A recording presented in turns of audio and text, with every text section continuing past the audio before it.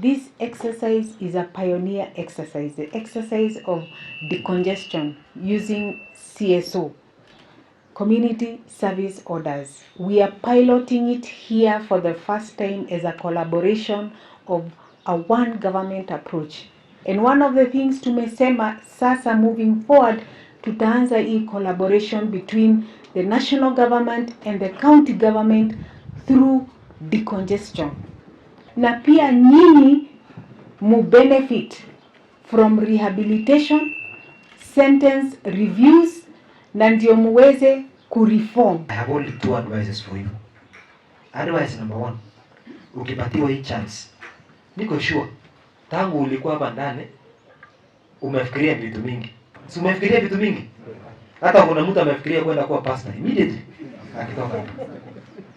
I want to tell you, hiyo mawazo mzuri ambayo imekuja kwa kichwa yako, wacha ikae kwa kichwa yako. Hata ule mwenye atoki leo, I want you to craft. Chukua kalamu na karatasi na upange maisha yako kutoka day 1 ukitoka hapa.